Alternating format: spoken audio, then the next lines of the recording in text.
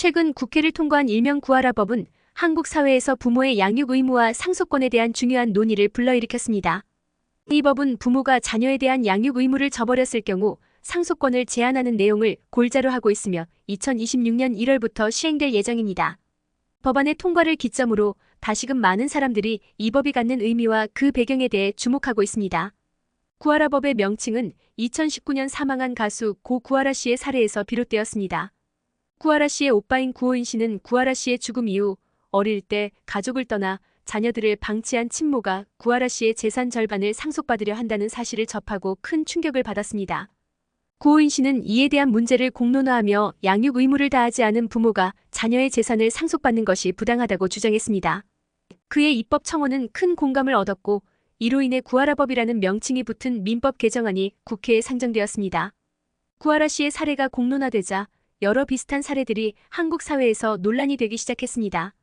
그동안 존재했지만 이슈화되지 못했던 비슷한 사례들이 알려지면서 사회적으로 큰 파장을 일으켰고 부모의 양육 의무와 상속권 사이의 불균형을 바로잡아야 한다는 여론이 형성되었던 것이지요. 구하라법은 민법 개정안을 통해 피상속인의 상속권을 제한하는 것을 주요 내용으로 하고 있습니다. 구체적으로는 부모가 자녀에 대한 양육 의무를 다하지 않았거나 자녀를 학대하거나 범죄를 저지르는 등의 중대한 행위를 했을 경우 상속권을 박탈할 수 있도록 규정하고 있습니다. 이는 단순히 법적인 의무를 넘어 도덕적, 사회적 책임을 강조하는 법적 조치로 평가받고 있지요. 개정안에 따르면 피상속인의 부양 의무를 중대하게 위반하거나 중대한 범죄 행위 또는 그 밖에 심히 부당한 대우를 한 경우 해당 상속인의 상속권을 상실할 수 있도록 하고 있습니다. 이러한 상속권 상실을 실제로 실행하기 위해서는 피상속인의 유언이나 다른 공동상속인의 청구가 필요하며 가정법원의 판결을 통해 상속권 상실이 확정됩니다. 이 과정에서 가정법원은 상속인의 행위가 실제로 피상속인에 대한 부당한 대우에 해당하는지 부양 의무를 심각하게 위반했는지를 면밀히 판단하게 되지요. 또한 이 법은 헌법재판소의 헌법불합치 결정에 따른 소급 적용 조항도 포함하고 있습니다. 헌법재판소는 2023년 4월 25일 직계 좀비속 유류분 조항에 대해 헌법불합치 결정을 내렸고 이에 따라 구하라법은 2026년 1월부터 시행되지만 이 결정 이후 상속이 개시된 경우에도 소급 적용될 수 있도록 했습니다. 이는 기존의 유사한 사례들에 대해 법적 구제가 이루어질 수 있는 길을 열어준 것입니다. 고 구하라 씨의 경우 2019년에 사망했기 때문에 법률이 소급 적용되는 경우에 해당되지 않아 이번에 통과된 구하라법이 직접적으로 적용되지는 않습니다. 하지만 구하라법은 구하라 씨와 같은 상황에서 고통받는 다른 피해자들을 위해 만들어진 법입니다. 이 법이 통과됨으로써 구호인 씨가 바랐던 것처럼 앞으로 유사한 피해가 발생하지 않도록 예방하는 데 중요한 역할을 할 것입니다. 구하라법은 20대 국회에서 처음 발의되었지만 여러 정치적 이유로 통과되지 못했습니다. 21대 국회에서도 다시 발의되었지만 정쟁에 밀려 임기 만료로 폐기된 바 있습니다.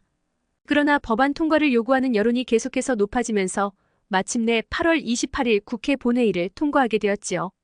법안의 통과를 위해 힘써온 서영교 더불어민주당 의원은 구하라 씨와 같은 피해자들의 이름을 거론하며 법 통과의 의미를 강조했습니다. 법안 통과 이후 구하라 씨의 오빠 구호인 씨를 비롯한 여러 유가족들은 감사의 뜻을 전했습니다. 이들은 법안 통과가 너무 늦어진 것에 대한 아쉬움과 동시에 앞으로 이 법이 다른 피해자들에게도 큰 도움이 되기를 바란다는 희망을 나타냈습니다.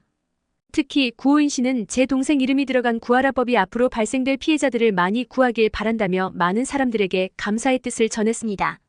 구하라법의 통과는 한국 사회에서 부모의 양육 의무와 상속권에 대한 새로운 기준을 제시하는 중요한 사건입니다. 이 법은 자녀를 버린 부모가 상속권을 주장하는 것이 부당하다는 사회적 인식을 법적으로 구현한 것으로 상속권에 대한 도덕적 책임을 강화하는 방향으로 나아가고 있습니다. 그러나 이 법의 실제 적용 과정에서는 여전히 많은 과제가 남아 있습니다. 예를 들어 법원의 판단 기준이 모호할 경우 상속권 상실이 어렵게 될 수 있으며 상속 분쟁이 더 복잡해질 가능성도 있습니다. 또한 법 적용의 공정성과 일관성을 유지하기 위해서는 법원의 신중한 판단과 명확한 기준 설정이 필요합니다. 그럼에도 불구하고 구하라법은 양육 의무를 다하지 않은 부모가 상속권을 제한받을 수 있다는 점에서 큰 진전을 이뤄냈습니다. 이는 상속 제도의 공정성을 높이고 가족 구성원 간의 도덕적 책임을 강화하는 데 기여할 것입니다. 앞으로 이 법이 실질적으로 적용되면서 많은 사람들이 이 법의 혜택을 받게 되기를 기대해봅니다. 지금까지 샤샤TV였습니다. 샤샤TV는 기분 좋은 소식을 빠르게 전해드리는 채널입니다. 시청해주셔서 감사합니다.